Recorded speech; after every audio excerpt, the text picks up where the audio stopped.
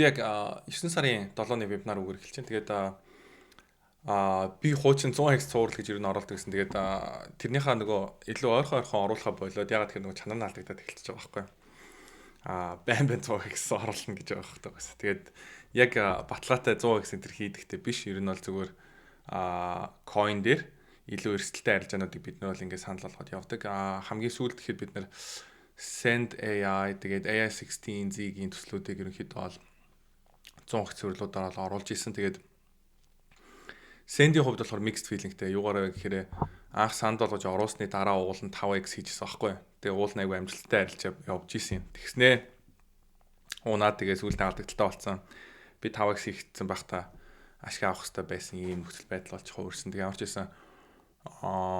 Энэ жил бол яг хуу coin дээр арилжаанууд дэжгүй арилжаанууд цөөхөн арилжаанууд ер нь бол хийсэн, гайгүй чимнүүд байсан, гайтай чимнүүд байсан. Тэгээд ямар ч байсан илүү хашир үдэж байгаа. Тэгээд энэ удаагийн ямар ч байсан 100x цэвэрлэл маань цуврал маань орсон байгаа. Тэгээд нэг крипто төслийг санд болгосон байгаа. Бас хиймэл оюун ухаантай тодорхой хэмжээнд бол холбоотой. Гэхдээ сүүлд гарсан яг энэ хиймэл оюун ухаантай холбоотой нэг тийм нэлийн хайп өндөртэй төслүүдийн нэг бол биш.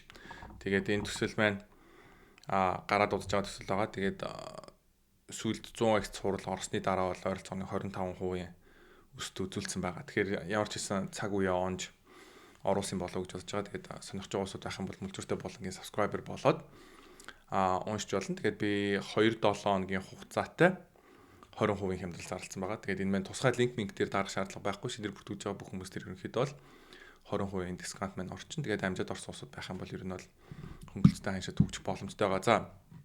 За сурчлагын хувьд бол ингээд болоо. Тэгээд макро хэдэл ярэ. Энэс цааш би нэг тийм сүртэй сурчлага бол ярихгүй. Окей.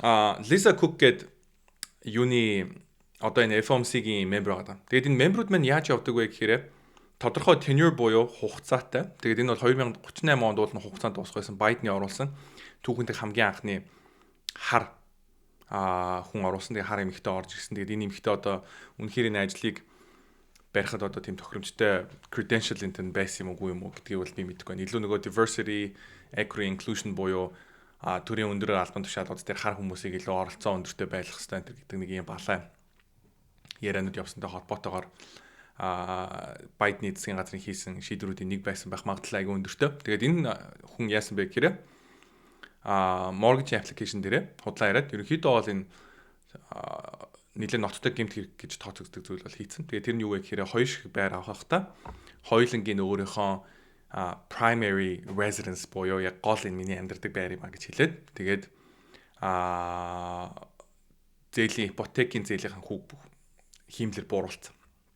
Тэгээ мэдээж энэ чинь primary residence гэдэг орчингууд яадаг вэ гэхээр татвараа бодуулахдаа тухайн interest expense-үүд маань өөрөө deducted болоод орж болдог. Тэнгүүд хоёр шиг байрыг хоёулангийн primary residence гэж оруулангуудаа хоёр байран дээр төлөгдөж байгаа interest expense-ийг өөрийнхөө татварын өөрийг бууруулах зорилготойгоор ашигласан байх магадлалын тохиолдолд айгүй өндөртэй тул ганцхан mortgage application дээрээ гэлтгүү татвараа бодуулахдаа ч гэсэн lower хийсэн байх магадлал айгүй өндөртэй гэдэг ийм дүгнэлт бол гарсан байгаа. Тэгээд энийг бол ямар пулт хийвлээ? Federal Housing Agency-гийн ерөнхийдөө бол одоо тэргүүлэгч толгойлж байгаа ийм ерөнхийлөгч нь энэ мэдээллийг бол нийтэд бол анх ил болгосон байгаа. Тэгээд энэ дээрээс Трамп ямар шийдвэр гаргасан бэ гэхээр энэ нөхрийг халнаа. Тэгээд өөрийнхөө хүнийг ерөнхийдөө бол оруулах юм шийдвэрийг гаргасан. Эргүүлээд эднэр Трампыг шүүгдэж байгаа. Тэгээд Трампыг бол халах хэрэггүй энэ гэж яриад байгаа. Тэгээд энэ дээр маркет дээр ер нь бол нэлээд шуугаан дэгдэж байгаа асуудал маань юу вэ гэхээр төв банкны independent буюу одоо хараат бус байдалд одоо сөргөөр нөлөөж байна гэдэг асуудал байгаа. Гэтэ хараат бус байдал гэдэг маань өөрөө хэрэг сэтрээд дуртай нэг нь одоо хууль зөрчиөд гэмт хэрэг хийчээд тэгээд ийм чухал дэлхийн хамгийн хүчрхэг гэж хэлж болох үе санхүүгийн институцийн чухал албан тушаалыг хашаад ингээд явах сонирхолтой байна гэдэг маань өөрөө энэний төрмээр асуудал болж байгаа. Тэгээд маркет бол яг уу ингээл ийм олон төрлийн юмнууд ярьж байгаа. Миний хувьд бол яг хөрөнгө оруулагчийн зүгээс хэдүүлээ харах юм бол юу гэж бодогдох вэ гэхээр энэ бол булш мэдээ. Юугаараа булш вэ гэхээр төв банкны хэд улс төрдсөн Трампын засгийн газартай одоо нэг Трамптай тэмцэлтэй байгаа юм шиг нэг юм болоод байгаа байхгүй Паул Трамптай муудалцаад байгаа юм уу тий яагаад байгаа юм тий. Тэгэхээр иймэрхүү нөхцөл байдал маань өөрөө дуусах руугаа нэлээд төхөөд Тэгээд цаашлаад юу вэ гэхээр Америкийн төрийн сангийн ерөнхийлөгч буюу Скот байсан. Дараад нь ирээдүйн Fed chairman бүгд ерөнхийдөө бол нэг зорилготойгоор одоо Trumponomics гэж яриад байгаа тийм Трампын ерөнхийдөө хэрэгжүүлж байгаа энэ бодлогыг хамтдаа одоо дэмжиж ингэж явах юм бол Америк эдийн засаг дээр том өсөлт орж ирэхийн магадлалыг бол илүү өндөр болгож байгаа. Илүү булш мэдээ гэдэг өнцгөөс нь бол би харж байгаа. Өшөө дэлгэрэнгүй яриад л одоо чинь Fed-ийн түүх мөх энэ төр гэж хүмүүс бол зөндөө юмнууд ярьж байгаа. Миний хувьд зүгээр өөрийнхөө мэдж байгаа ч гэсэн ингэдэг юмнууд ярьж болно. Гэхдээ энэ бол яриа нуурчих боломжтой. Тэгэхээр гол асуудал нь ярих гээд байгаа юм нь юу вэ гэхээр миний бодлоор бол энэ булш зүйл. Хүмүүс ярьж байгаа шиг тийм том асуудал бол биш. За энийг ийм таваарш байгаа. Тэгээ албаар яг нэг ийм нэг сони smog face-тэй зургийг энэ төр сонгоцсон байх. Магталтай тийм ямар ч гэсэн Wall Street Journal дээр ийм зураг ашигласан байлаа. За нэг ARK Investing Cathy Wood-ийн хийдэг видеонуудаас миний их талархаж байгаа зүйл нь юу вэ гэхээр non-farm payroll гарах тоолонгоор видео оруулалт юм байна. Тэгээд сүүлийн 2 видеог нь ер нь бол би ингэж харлаа. Тэгээд ямар ч гэсэн jobs market-тэй холбоотой ямар асуудлууд байна гэдэгт бол ярьсан. Тэгээд үзмээр байгаа усуд нь өөрсдөөс ороод үзээрэй. Тэгээд энэ бол айгу тийм чанартай мэдээллийг ямар ч үн төлбөргүйгээр YouTube дээр бол хүргэдэм байлээ. Тэгээд гол асуудал нь юу вэ гэхээр Cathy Wood-ийн хувьд яриад байгаа юм нь Америкийн эдийн засаг бол rolling recession буюу тодорхой секторууд дээр ерөнхийдөө бол одоо хямралууд айл гэдэг явцсан. Тодорхой секторууд бол мэдээж бүүм хийгээд өсөлттэй байсан. Тэр нь бол мэдээж хиймэл оюухантай холбоотой технологийн секторууд бол орж байгаа. Тэгэхээр хүмүүсийн яриад байгаа шиг одоо яг цоош нэр ингээд recession эхлэн гэхээсээ илүүтэйгээр Америкийн эдийн засаг угаасаа тодорхой салбарууд маань айл гэдэг recessionтэй байсан. Энэ recession маань харин ч дуусаад хамгийн эцсийн шат руугаа ер нь бол орж байна. Тэгээд цаашдаа бол ерөнхийдөө бол өсөлттэй илүү булш шах шалтгаанууд илүү өндрөө гэдэг ийм мэдээлэл гарсан. Мэдээлэл бол өгч илээ. За тэгээд non-farm payroll маань ажлын байрны хэмжээ маань санснаас бол мэдээж нэлээд доогуур гарсан. Тэгээд энэ маань юу болж байгаа гэхээр Америкийн ажлын одоо маркет те одоо юу гэдэг job market гэж ярьдаг те энэ хүү job market маань ажлын байрны тоо бууралттай ажилгүйдэл ерөнхийдөө бол өсөлттэй гэдэг иймэрхүү датанууд бол гарч ирж байгаа. Гэхдээ энэ датануудыг бүрэн итгэхэд бас мэдээж бэрх. Трампын хувьд бол BLS буюу Bureau of Labor Statistics-ийн президентийг одоо тэргээд юу гэдэг chairman гэдэг юм уу president гэдэг юм уу secretary гэдэг юм уу тэр хүнийг ямар ч байсан халлана гэдэг мэдээлэл гарсан. Тэгээд халагдчихж байгаа. Тэгээд айгүй олон өрхүүдээс одоо чинь судалгаанууд авдаг. Гэхдээ нийт өрхүүдийн 40% нь л одоо эргүүлээд хариулдаг. Тэгээд факсаар энэ төр мэдээллүүдээ нааш таашаа авдаг гэх мэтлийн иймэрдүү нэгэн хуучирсан ийм технологиуд ашиглаж байгаа учраас энэ хүү дата маань өөрөө итгэхэд бэрх гэдэг иймэрдүү бас өнцгүүд байгаа. Дээрэс нь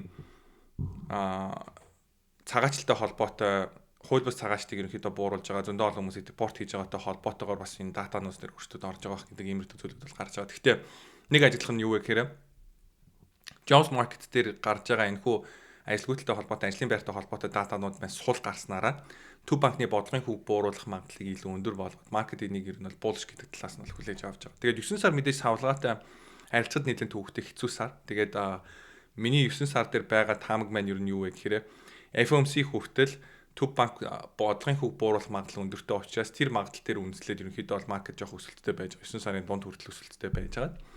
Тэгээд FOMC дээр үнэхээр Powell cut хийгээд тэгээд дараад нь press conference хийсний дараа магадгүй маркет 9 сарын төгсгөл хүртэл унах магадaltaй. Нэг иймэрдүү яг дүг зурган дээр бол би төсөөлөл бол одоогор байна. Гэхдээ ямар ч байсан харъя. Тэгээд labor market хэтэрхий одоо юу гэдэг сул байна гэдэг иймэрдүү мэдээлэлүүд гарсан ч гэсэн яг үнэндээ бол ISM manufacturing, ISM services гэх мэтлийн иймэрдүү датанууд маань сайн гарсан юм үзүүлэлтүүд бол явсан байгаа. За alt буюу gold.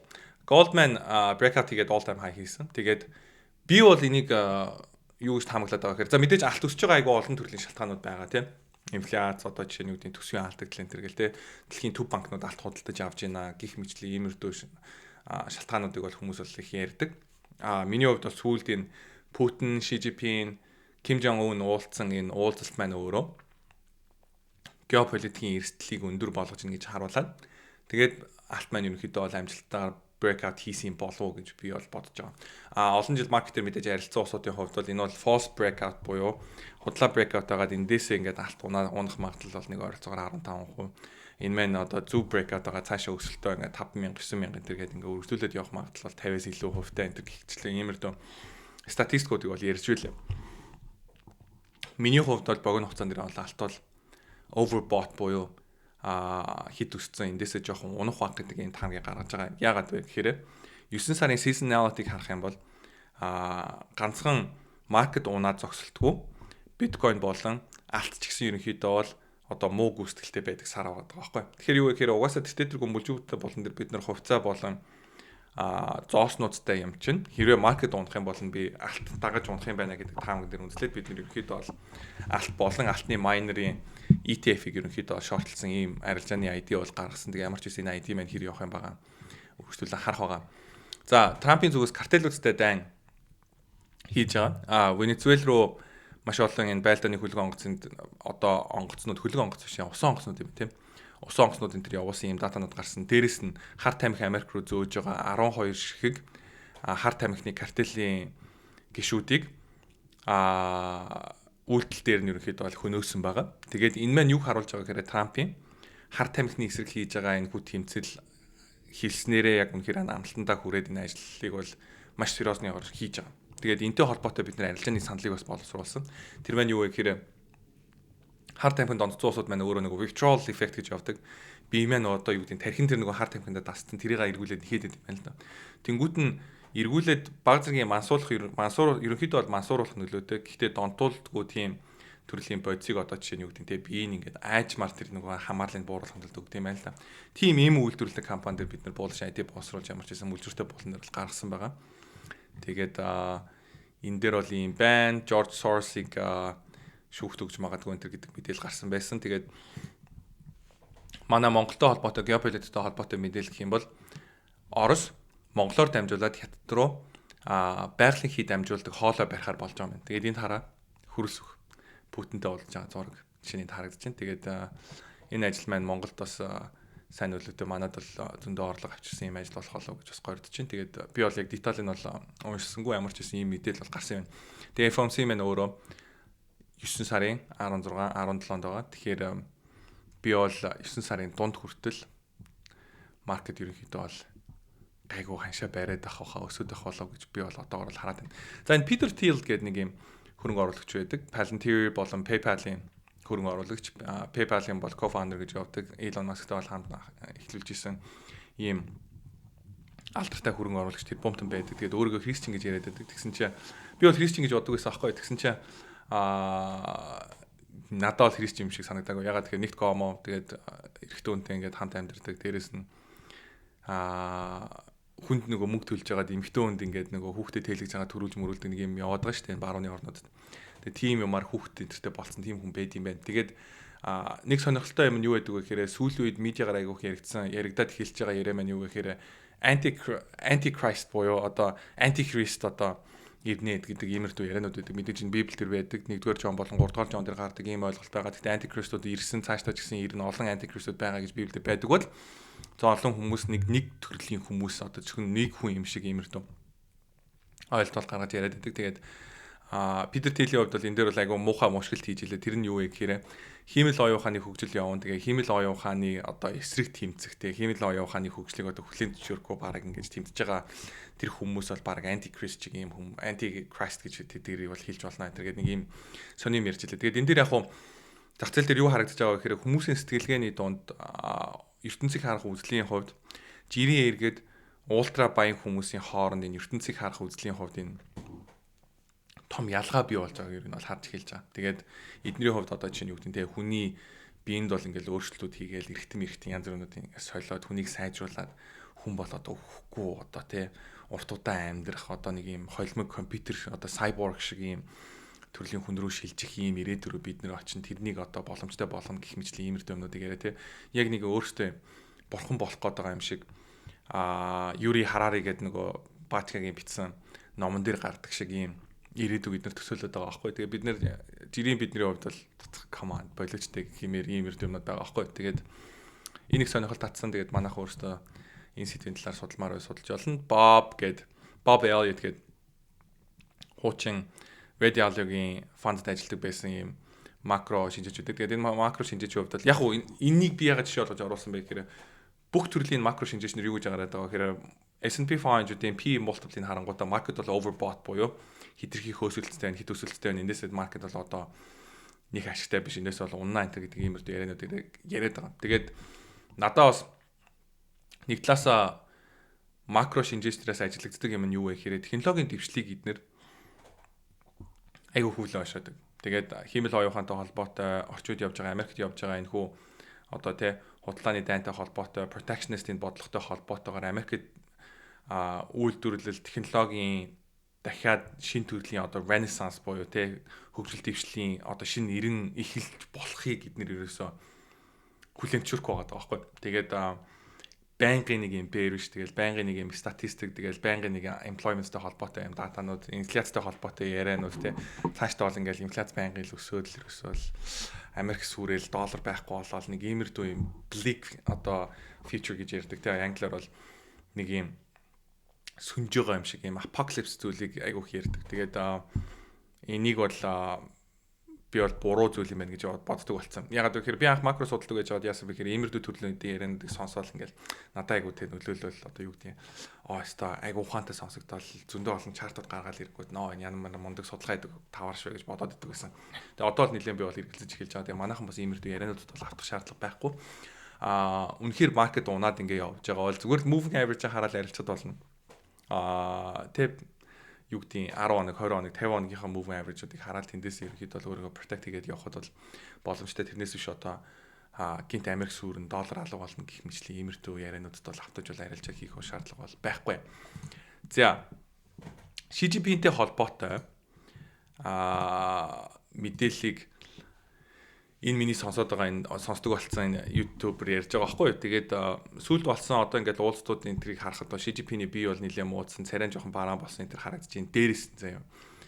Нам дэвшээ те өмнө нь бол хүчтэй байр суурь эзэлдэггүй байсан нөхөр сая сүүлд Путин болон Кимиг ирэхэд хамгийн уртлын игнээ суусан байснараа хятадын коммунист намын дотор нэлээд одоо юм өөрчлөлтүүд ерөнхийдөө болоод эхэлсэн. Лидершип дээр бол одоо ингээд өөрчлөлтүүд орж ирж байгаа гол илт харагдаж байна гэдэг иймэрдүү дүнэлтүүдийг бол хийж илээ. Тэгээд хятадын зүгээс яг хөө мэдээж Америкт шахалт өгөх зорилготой тэгээд хятад Америкийн эсрэг ерөнхийдөө бол одоо энэ тэ хятад Орос одоо энэ тохиолдолд хойд солонгос тэ дээрэс нь эндэгч гэдэг юм иймэрдүү орнууд бол бид нар нэгдээд одоо Трампын хүснэр хөдлөхгүй гэдэг ийм мессежийг өгөх зорилго бол мэдээж байсан байхыг бол үүсэхгүй.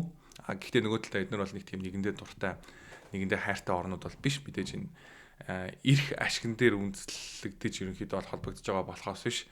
Яг ертөнцийг харах үзэл философч гэдэг юм уу тэг үнэт зүйлээрээ холбогдож байгаа ийм хүмүүс бол биш байна. За улс төртэй геополитиктэй холбоотой яриа бол энэ миний бодлоор бол яг энэ уулзалт маань энд ярьж байгаа энэ хятадд хийгдсэн энэ хөө хятад болсон баха тийм энэ уулзалт маань алтны хашинд бол би эргээр нөлөөлсөн болов гэж бол хараад байна. За хувьцаатай холбоотой макротой холбоотой яриануд маань юугаар үргэлжилж байгаа гэхээр Трампын хувьд dinner party хийсэн. Тэгээд энэ хүү партин дээр юу вэ гэхээр Америкийн хамгийн чухал одоо технологийн салбарыг төлөөлөгч хүмүүс маань цугларсан. Энэ донд бол Mark Zuckerberg тэгээд Microsoft-ийн Bill Gates гэх мэтлийн иймэрдүү хүмүүс бол ирсэн байсан. AMD-гийн бас Лис үлээ те. AMD-гийн CEO бас ирсэн байсан. Тэгээд энэ маань юг харуулж байгаа гэхээр Трампын хувьд үргэлжлүүлэн Америкийн эрх ашигыг хамгаалаад зогсохгүй Америкийн технологийн компаниудыг ерөнхийдөө эрх ашигыг хамгаална гэдэг бол харуулж байгаа. Тэгээд Европын холбоо жишээ нь Google-ийг их хэмжээгээр одоо торгож олон тэрбум доллар ингээд торгуул тавьдаг энэ мөрдөө үйлдэлүүдийг бол зогсоох хэрэгтэй гэдэг ийм шаардлагыг одоо жишээ нь ингэж тавьсан тийм truth нь энд харагдаж байна. Truth гэдэг нь юу гэхээр truth social-ээр гарч байгаа учраас truth гэж хэлээд Twitter дээр гардаг нь болохоор tweet гэж бид нэр хэлдэг. За тэгээд нэрээ дахиад нэг ажиглах юм юу гэхээр Mark Zuckerberg Трампын хажуу сууж байгаа шүү дээ. Тэгээд энэ санамсаргүй зүйл биш гинэ. Хин хаан суухыг Трамп өөрөө сонгосон гэж хэлээ. Тэгээд Mark Zuckerberg-ийг би нэр нь ямар сонирхолтой энэ за ямар ч байсан Mark-ийг заяа баруун талаас суулгасан нь бас нэг шалтгаантай байж магадгүй. Тэгээ Mark-ийн хувьд ямар ч байсан дараагийн 3 жилийн дотор Америкт 600 тэрбум долларын хөрөнгө оруулалт хийнэ. Дата центрууд хиймэл оюун холбоотой дата центрууд барина гэждэг. Зарлалаас энд бас хэлсэн байна. Окей. Broadcom буюу Avgo гэдэг компани earnings маш сайн гарсан. Тэгээд AI accelerator буюу яг хиймэл оюун ухааны inference хийх зорилттой ASIC машинууд одоо application specific integrated circuit тэгээд XPU гэж хэлээд байгаа энэ хөө график картуудыг гаргаж байгаа. Дээрээс нь бас угаасаа networking stackтай, дээрээс нь бас сүүлд хэдэн жилийн өмнө л үү Cloudware гэдэг компаниг худалдаж авсан ч үлээ. Тэгээд ямар ч гэсэн cloud solution гаргадаг ийм мундаг компани байгаа даа. Тэгээд энэхүү компани орлого сайн гараад дээрээс нь заяа.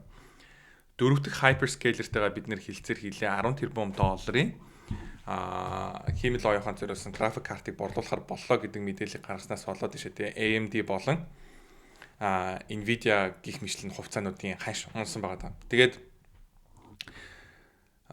шинжээс нэр юу гэж харж байгаа бөөмэд миний хувьд бол юу вэ гэхээр за юмыг яаж мэдхүү зарчээ тэгээд араас нь судлыг гэдэг иймэрдүү байр суурьтайгаар зарцсан болов уу гэж надад санагдаад. Тэгээд эндээс бол AMD-г бол худалдаж авахд бол надад тохиромжтой хань шиг санагдсан. Тэгээд энэ дээр бас Nvidia ч гэсэн яг үндэ бол эндээс бол авч хэлэх зөв юм шиг санагдсан. Тэгээд мөзөртэй болон дээр бас бид нэр энэтэй холбоотой бас арилжааны саналыг оруулсан байгаа. Тэгээд мэдээж Nvidia-гийн earnings гарсан. Nvidia-гийн earnings дээр юу гарсан бэ гэхээр data center-ийн орлого маань хүлээлтэнд хүрээгүй.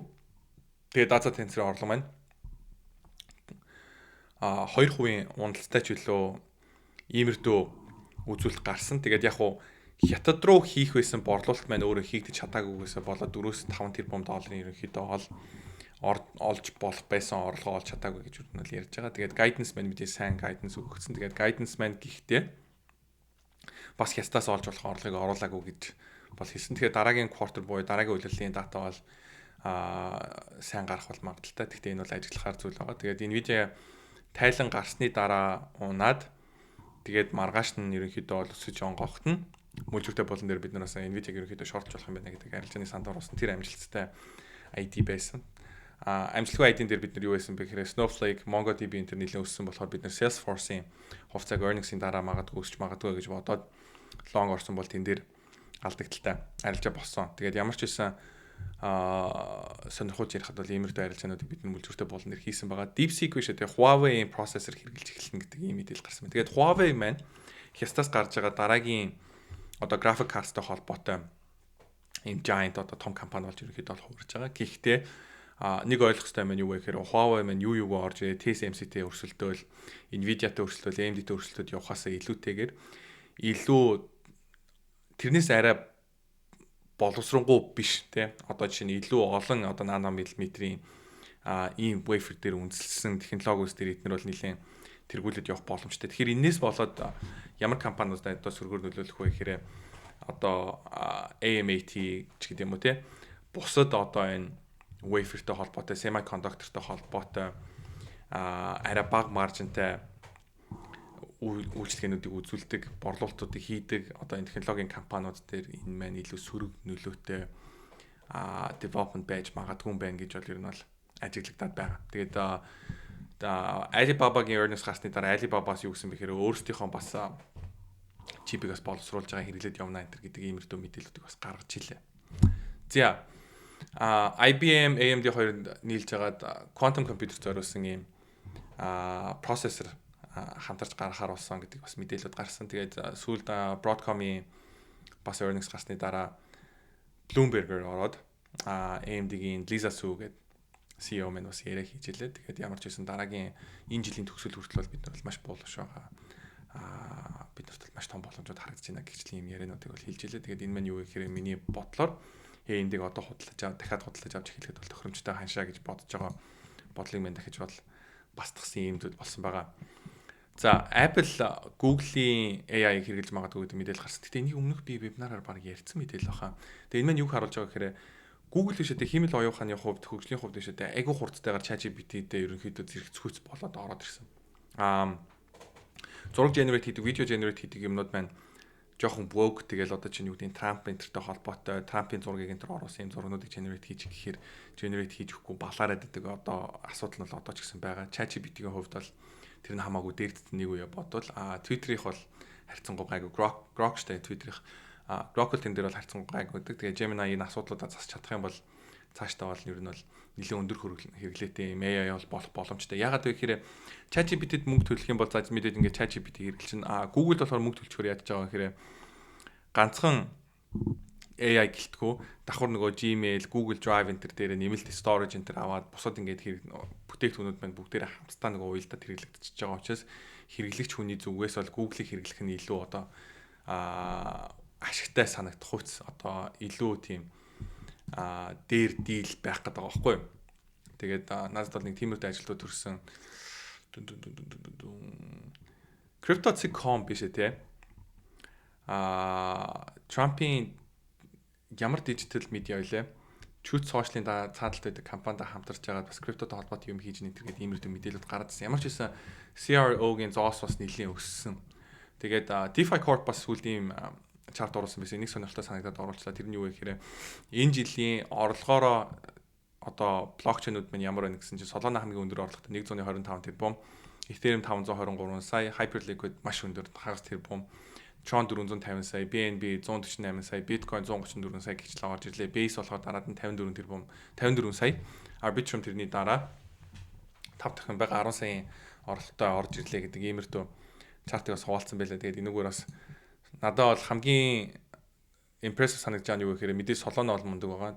Гэхдээ market cap нь бага хэрнээ аюу хүндөр орлого олж чадсанараа Hyperliquid бол үнэхээр энэ жил гарсан одоо юу гэдэг статистик үзүүлэлт adoption буюу хэрэглээгээрээ бол үнэхээр гайхшруулж байгаа төслүүд энийг бол яхахгүй Hyperliquid байгаа. За Chainlink Pith биш ээ. American government-тай хамтраад чухал энэ статистик датануудыг блокчейн дээр гаргана гэдэг иймэрхүү мэдээлэл гарсан. Тэгээд энэний дараа бас хажууд маань хүчтэй өсч орж ирсэн байгаа. Тэгээд тэрнээс өсөлтөөс бол буурж байгаа бол харагдаж байгаа. Тэгээд Bankman Safety Shot гэдэг компанитай хамтраад тэгээд энэ компани маань яаж байгаа гэхээр банкын ерөнхийдөө бол энэ treasury компани болж хурж байгаа шиг байна. Тэгээд ийм тренд бол явагдаад байгаа. Тэгээд юу вэ гэхээр одоо юу гэдэг те энд ингээл crypto market, энд ингээл stock market энэ хоёр хоорондоо холбоогүй гэдэг ийм хандлага өмнө байсан бол миний бодлоор бол increasingly буюу цаашдаа бол үргэлжлүүлэн хувьцаа болон крипто зах зээл маань нэг төрлийн зах зээл болж хувираад крипто бол одоо хувьцаатай ямар ч холбоогүй гэдэг ийм 90 үе маань ерөнхийдөө бол төгсгөл болж гэнэ үү гэж бол би бол харагдаад байгаа. За банк дээр bullish байна гэдэг санааг бол бид нар бүлжүүртэй болон дээр оруулсан байгаа. Тэгээд өнөөдөр вебинар дээр бас энэ ID-г бас давхар дурдчихъя. За Ethereum биш үү те. Аль хэдийн transaction fee $100 болоод бас дахиад энэ congested болж байгаа юм мэдэл гарсан. Энэ маань үшээ нэг талаасаа bearish юм шиг ирнэ, нөгөө талаа bullish мэдээ. Юу гэхээр блокчейний хэрэглээ сайжиж байна гэсэн үг байна. Тэгээд энэ бас сонирхолтой мэдээлэл санагдсан. Strap гэдэг мундаг компани байдаг. Төлбөр тооцооны компани байгаа. Тэгээд Strap маань өөрсдийн гэсэн блокчейнийг гаргахаар болсон гэдэг ийм мэдээлэл гарсан. Тэгээд Tempo гэдэг энэ хүү блокчейнийг гаргана гэдэг мэдээлэл гаргасан. Тэгээд энээс олон юм ярьж болсон боловч хэтэрхий урт болчих магадгүй гэж бодоо. Тэгээд энэ хүрээд өндөрлөхөөр шийдлээ. Тэгээд анхаарал тавьсан та бүхэндээ таларлаа. 100x суурлаа. Олж уншаарай. Тэгээд түр баяртай.